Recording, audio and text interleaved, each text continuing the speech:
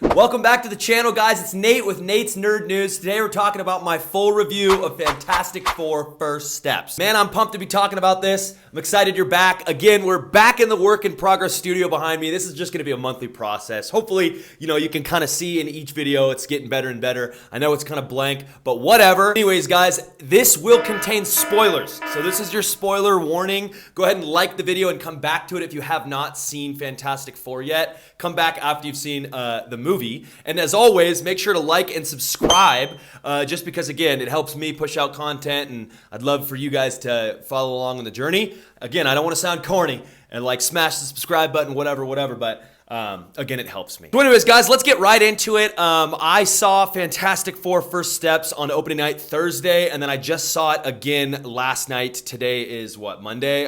So I saw it Sunday night. I hopefully will be posting this today. If not, I have now seen it twice. So I will give my score at the end of the video, so make sure to stay for that, because I was kind of between a couple numbers, but I'll give my final score. Usually what I do with movie reviews is I kind of go by like the actual parts of the movie, so like set design, dialogue, characters, whatever. But I'm actually going to go kind of like through a pros and cons list. My initial thoughts are this, and again, this will contain spoilers, so you have now been warned twice. But first off, I'd just like to say this felt like a breath of fresh air for fans. It felt like Marvel operating at its peak again. Now I'm going to really kind of go into that, but what I mean by that is, I felt with Thunderbolts, which was a great movie and I loved it, it kind of felt like in a way they got lucky maybe, or they just had something really rare, but this movie felt, try to track with me that like, it felt like, a phase 3 Marvel movie that, Guardians 2 just came out and we have, we're looking forward to the next movie that we know is going to be good. And obviously Guardians 2 maybe wasn't that good. So maybe that's not, the best reference, but you know what I'm saying? It just felt like peak Marvel. I heard someone say this, I agree, operating at, with, on all cylinders were firing.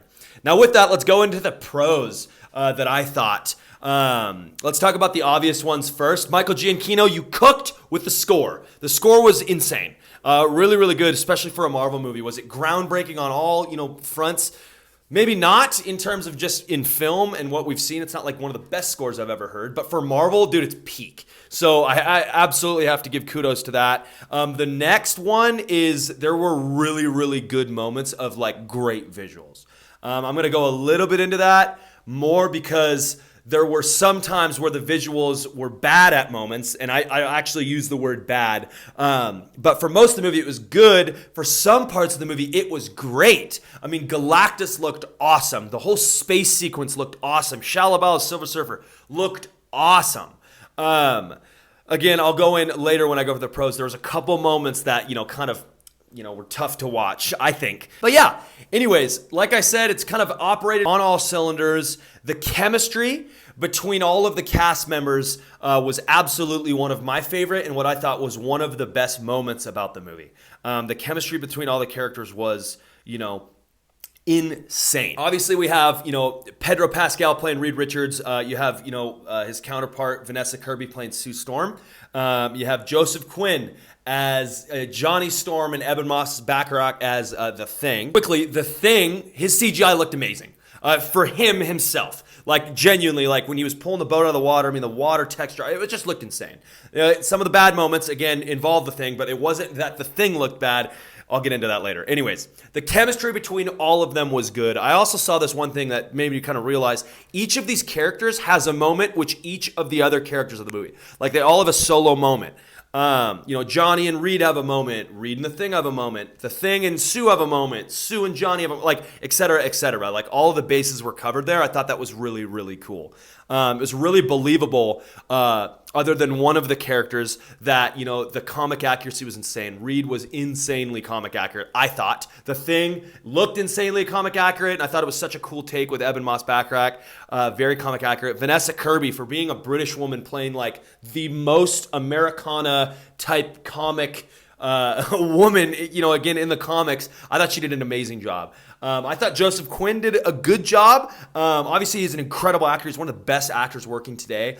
I don't know if I'm still like good with the casting, just to, kind of who Johnny is in the, in the comics. I thought There was a little bit of a barrier there. I'll go into that later. But yeah, I just thought overall it was really, really good castings. I thought Juliana Gardner was a scene stealer. That's someone that we didn't get to see enough of, is Shala Ball. I hope she comes back. I know at the end, obviously everybody's saying Galactus and Silver Surfer died because she made the sacrifice, and kind of turned on Galactus. But again, they just got teleported elsewhere. And I know we're probably gonna hop universes here, but I would love for them to come back. I especially Julia Gardner as Silver Surfer. I thought it was great. My last kind of big pro that I want to talk about is the retro kind of futurism. Obviously, it's an oxymoron, but the whole set design was so cool. Seeing New York in the 60s, but an alternate futuristic 60s was just so fun to watch. I thought that was so cool. Seeing the Baxter Building, and seeing the Excelsior spaceship was awesome. That's another pro that I'll throw in there, is that there were so many Easter eggs. That Stan Lee's, saying Excelsior. That was the rocket, the rocket ship. That's the name of it. There was so many other stuff. Seeing the Fantastic Four in the beginning, fighting Giganto, straight out of a comic cover in the original suits. So cool. I obviously loved Mole Man too. I thought that was really cool. Paul Walter Hauser, who's literally in everything like Pedro Pascal. He was awesome. But yeah, that was awesome. Now, having said that, there were a couple cons that dropped the score for me a little bit from being a 10 out of 10, right? And I'll get to that in a second with the score, but let's talk about this. I thought there was, again, like I've said, a couple bad CGI moments. There was one in particular that really bugged me, but it's towards the end when Vanessa Kirby Sue Storm dies. And, Reed's trying to revive her, and then they kind of stop for a second, and Ben is holding Franklin Richards, and he's crying and crying and crying. And I know it's a really hard task to pull that scene off, but just hand the baby over to Johnny. I don't know, because, the floating, it literally looked like Franklin was floating in Ben Grimm's arms. And it's the thing looked good, but, the baby did not. And I think they CGI'd the face of the baby too to try to have some more emotion. I know that's a really hard task again, but it was really bad CGI, I thought. That was tough for me.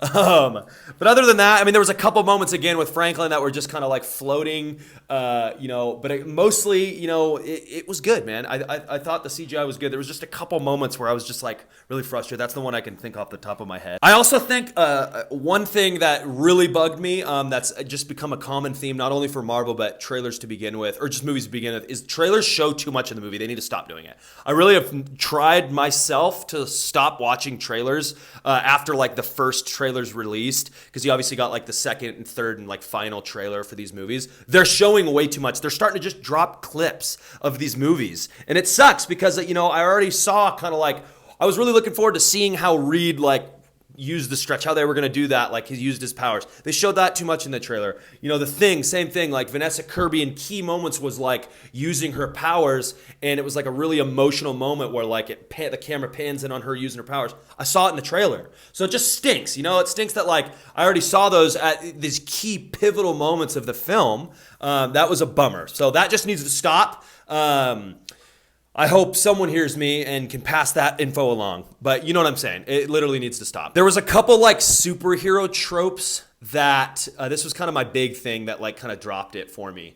And again, I liked the movie a lot. It was a great movie. But there's a couple common superhero tropes I thought kind of were used in this movie that are a little overused. I felt that, the chemistry was really good. That's something that's really refreshing. But one, for instance, on my head is Sue dying at the end. Yes, that's a very emotional thing. But her dying and then coming back to life, at least I knew she was going to come back to life. For a second, it was good because, I didn't know how she was going to come back to life. But the finger twitching, you know what I mean? It was just kind of and Franklin's the one to bring her back, which is a really cool story element. But it's the first movie is kind of nuts to do that. We haven't seen, and we know we're going to get more Fantastic Four. So it's just these common superhero tropes. I don't know the fix to the problem, but I know that I have an issue with it. And I don't want to just be a hater. I'm not, but I just I see that all the time. It's the, it's the fake death universe, Marvel fake death universe. I just, the stakes aren't there anymore. And it's just kind of frustrating. So if they could have in this movie found a way to nuance that, it would have been better for me. I think. Yeah, that was a big con for me. The last con that I want to talk about is the movie felt too short. I felt it was an hour and 55 minutes. It felt rushed.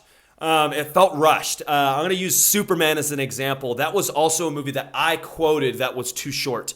But here's the key difference. That movie didn't feel rushed. I just literally wanted more of the movie. Like, I felt like we could have spent more time with characters. Not that it ruined the movie. I did count as a con, but it's just because I was like selfishly wanting more time. And yeah, there's an element of that with this. I would love to have more selfish time to just like hang out with these characters, really. But I honestly felt like it felt rushed. Like, I felt like the whole, them walking through New York in the end and setting up this big battle, or like using these, bridges to teleport the Earth, that could have been explained a little more. It was kind of cool that it was rushed because it was just like another day for the Fantastic Four, and that shows how smart they are. And they maybe could get away with it with being in this like futuristic setting, but I don't know why that bugged me. It just felt like it was really rushed. And so, yeah, I think that, I use an analogy for Superman. Like, that feels like an amusement park ride. Like, you know what you're getting onto. You get right into the action from the moment the movie starts, and it ends with like a good, quick resolution. You felt like you jump off this, amusement park ride, like feeling rush and feeling great and feeling satisfied. Whereas this movie, there was kind of some small moments or bland moments where it's just kind of like, okay, wait, but we're still moving fast. But then there's things that didn't get to wrap up. If that makes sense, I don't know. Make sure to leave a comment whether you agree with that or not. But yeah, that kind of goes through it for the cons. For me, again, maybe something else to note before I give my final score for Fantastic Four. It felt like another Marvel movie. It's a breath of fresh air because it's different than all the Marvel movies. That's great. I don't know if this is me just getting maybe kind of tired. I'm not tired of Marvel movies, man. I'm a nerd. I will watch them all the time. I love it. But I did feel like this was just like, this wasn't like some, let's just be honest, it wasn't like some peak, Infinity War or Winter Soldier moment. And I know the critics are saying like this is really, really good. And it's a great movie. I want to say that. Like, it is a great movie. It's a really nuanced and different movie, but I still feel like it's Marvel. It's in the Marvel box. It didn't transcend that like some movies I think do, maybe Infinity War or Winter Soldier, you know what I mean? All that to say, it is still a great movie. I thoroughly enjoyed it. As I said, chemistry, set design, the casting choices were great. And I know I listed a lot of cons, but really it's not that much. But my final score for this movie, I was between a 6 to 7 to 8. I think I want to get really specific, I'm giving it like a 7.2. I'm at like kind of like the 7 range. I think this is a great movie, something that I hope does really well, something that if we keep getting movies like this, Marvel will be back. And I love that because this is a refreshing take. I can full-heartedly say that this is the best adaptation of the Fantastic Four we have seen on the big screen, really that we've seen in any IP ever other than the comics, clearly. This is the best adaptation of that. I think Matt Shakman nailed it. I was really excited to see what he did coming off of WandaVision, and he did kind of still sustain kind of the weirdness, kind of like the out-of-box embracing of the weirdness that comics can do. And I've said this in the spoiler-free review that I love that superhero movies now are embracing the weirdness of comics because that's cool, man. Like, it's fun to like see something different. Not everything has to be this grounded, point A to point B, coming of age story. It's cool to see, some cool stuff because that's why we love comics. But anyways, I'm going with kind of like the 7 to 7.2, really specifically. That is my number. 7 out of 10 is my number for this movie. I hope you guys liked it. If you haven't seen it yet, again, come back to this video. If you have, make sure to drop a comment. I actually love seeing what you think of what I think and what you thought about the movie yourself. So thanks so much. Make sure to hit that subscribe button, and I'll see you guys in the next video. Peace.